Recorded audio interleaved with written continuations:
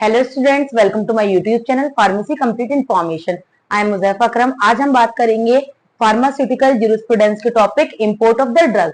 Means import of the drug का मतलब क्या है। सबसे पहले हम बात करें कि कोई भी ड्रग है या फिर हमारा कॉस्मेटिक है, अगर हम फॉरेन से उसे मंगा रहे हैं तो उसे हम बोलते हैं import of the drug. Means कोई भी मटेरियल सब्सटेंस फॉरेन कंट्री से अपने इंडिया में हम लेकर आ रहे हैं, उस टर्म को हम बोलते हैं इंपोर्ट।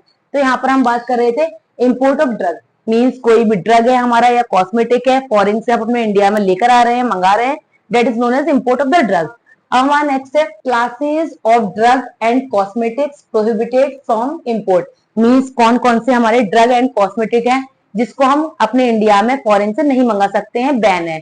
अब फर्स्ट है हमारा सबसे पहले कि कोई भी अगर ड्रग स्टैंडर्ड क्वालिटी का नहीं है, सब स्टैंडर्ड क्वालिटी का है, तो उस ड्रग को या कॉस्मेटिक को हम इंपोर्ट नहीं करवा सकते हैं। अब कोई भी ड्रग हमारा मिस ब्रांडेड है, एडल्ट्रेटेड है या फिर उसकी स्प्यूरियस क्वालिटी का, मींस उस ड्रग में या कॉस्मेटिक में मिलावट हो रखी है या उसकी लेबलिंग गलत है। ड्रग है पैरासीटामोल लेकिन लेबलिंग है डाइक्लोफेनेक की, तो ये भी हमारा स्प्यूरियस ड्रग में आ जाता है। तो कोई भी स्प्यूरियस ड्रग है एंड एडल्ट्रेटेड ड्रग है एंड मिस ब्रांडेड ड्रग है, उसको हम इंपोर्ट नहीं करवा सकते, क्योंकि अगर हम ऐसे मटेरियल को इंपोर्ट करवाएंगे, ड्रग को, कॉस्मेटिक को, तो वो ह्यूमन बीइंग के लिए हार्म है, नुकसानदायक है, उसको डिसीज कॉज हो सकती है। नेक्स्ट है हमारा कि कोई भी पर्सन है जो ड्रग को इंपोर्ट करवा रहा है, उसके पास लाइसेंस अवेलेबल होना चाहिए और क्वालिफाइड पर्सन होना चाहिए।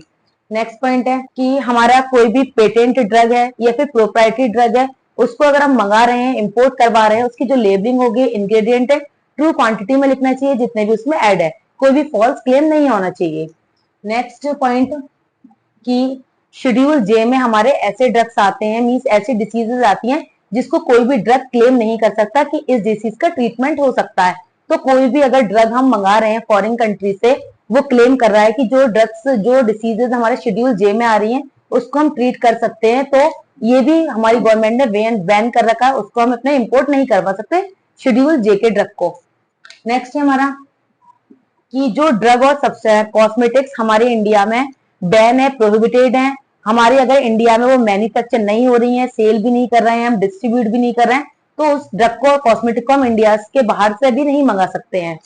नेक्स्ट है हमारा कोई भी ड्रग या कॉस्मेटिक है, उसके अंदर ऐसे इंग्रेडिएंट ऐड हैं जो कि डिसीज कॉज कर रहे हैं और ह्यूमन बीइंग के लिए बहुत ज्यादा अनसेफ है, उसको भी इंपोर्ट नहीं कर सकते हैं। ये सारी हमने बातें कर ली कि अगर हमारी गवर्नमेंट ने कोई भी ड्रग या कॉस्मेटिक है अगर हमारे इंडिया में मैन्युफैक्चर करने के लिए, सेल करने के लिए या फिर उसको डिस्ट्रीब्यूट करने के लिए रोक लगा रखी है, बैन कर रखा है, तो उस ड्रग को या कॉस्मेटिक को हम इंपोर्ट भी नहीं करा सकते हैं। अब नेक्स्ट है हमारा इंपोर्ट अंडर लाइसेंस, कि कौन कौन सी चीजें हैं जिसको हम लाइसेंस अगर हमारे पास अवेलेबल होगा, क्वालिफाइड पर्सन होंगे, तो हम उस ड्रग को और कॉस्मेटिक को अपने इंडिया में मंगा सकते हैं।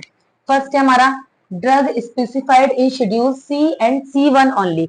मींस जो हमारे सी और C1 में शेड्यूल में ड्रग्स आ रहे हैं उनको हम इंपोर्ट करवा सकते हैं। अब शेड्यूल सी का मतलब होता है कि बायोलॉजिकल हमारे प्रोडक्ट आ जाते हैं, उसकी रेगुलेशन कैसे कर रहे हैं वो हमारे शेड्यूल सी में आते हैं, और हमारा जो C1 शेड्यूल होता है इसमें ड्रग्स आ जाते हैं other than biological, means non parental product जो हमारे होते हैं वो शेड्यूल C1 में आएंगे। नेक्स्ट है हमारा drug specified in schedule x. Means जो ड्रग हमारे शेड्यूल एक्स में आ जाते हैं उसको भी अगर हमारे पास लाइसेंस अवेलेबल होगा, क्वालिफाइड पर्सन होंगे, तभी हम मंगा सकते हैं।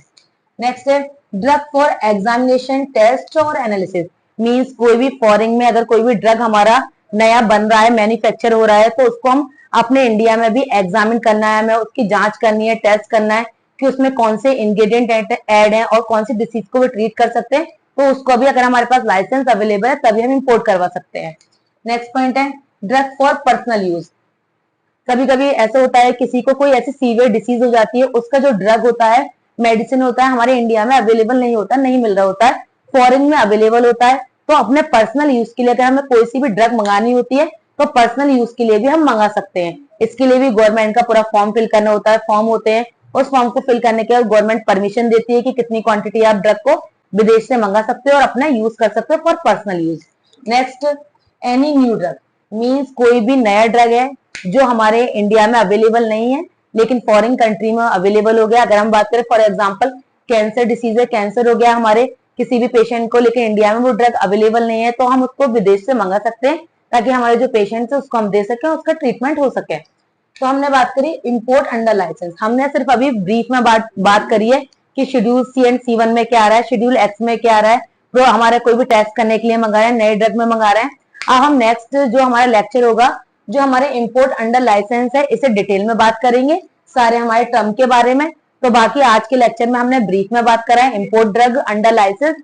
बाकी स्टूडेंट्स चैनल को आप लाइक करिए, शेयर करिए, सब्सक्राइब करिए। बाकी मेरी लास्ट वीडियो आप देख सकते हैं चैनल पर। Thank you.